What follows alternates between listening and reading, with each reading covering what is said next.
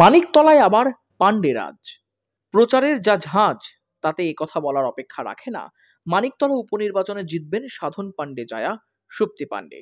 বিরোধীদের এই বিধানসভা কেন্দ্রে দূরবীন দিয়ে খুঁজে পাওয়া যাচ্ছে না। শেষ লগ্নে যেভাবে প্রচারের ঝড় তুলেছে তৃণমূল, তা দেখে বোঝার উপায় নেই এটা উপনির্বাচনের প্রচার।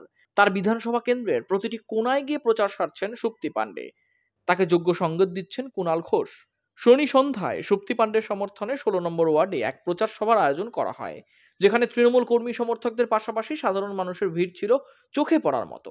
এদিন প্রচারের পাশাপাশি 16 নম্বর ওয়ার্ডের পুরপিতা স্বপন দাস ও যুব তৃণমূল কংগ্রেস সভাপতি শুভ্রজিৎ হাজরার নেতৃত্বে বিজেপি থেকে বেশ কয়েকজন কর্মী তৃণমূল কংগ্রেসে যোগদান করেন।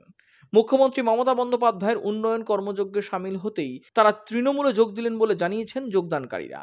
এদিন প্রার্থী সুপ্তি পাণ্ডের পাশাপাশি উপস্থিত ছিলেন তৃণমূল কংগ্রেসের বেশ কয়েকজন উচ্চ নেতৃত্ব।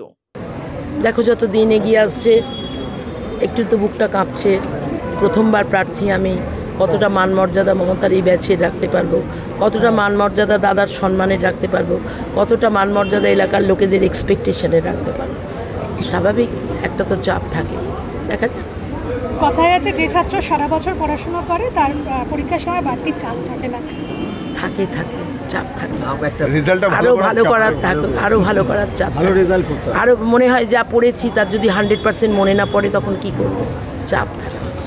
বিপক্ষকে কি বলতে চাও? পরিশ্রম করছেন অকারণ, এইটুকুই, আর কিছু না। অকারণ অনেক পরিশ্রম করছেন, আমার হোর্ডিং খোলাখুলি করছেন। আমি আরেকটু জায়গা, আরও দুটো হোর্ডিং ফুলের জায়গা করে দিয়েছি যাতে একটু ভালো করে না, বিকজ আমাদের জায়গাটা হোর্ডিংয়ে না, আমাদের জায়গাটা এইখানে।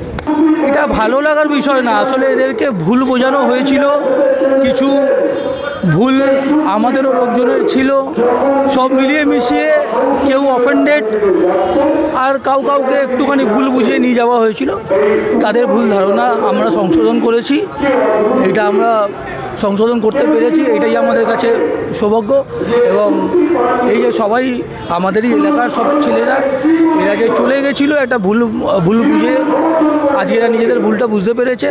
এরা জানে যে যদি এলাকার উন্নয়নের স্বার্থে থাকতে হয়, এলাকার উন্নয়নের জন্য কাজ করতে হয়, তাহলে তৃণমূল কংগ্রেসে থাকতে হবে।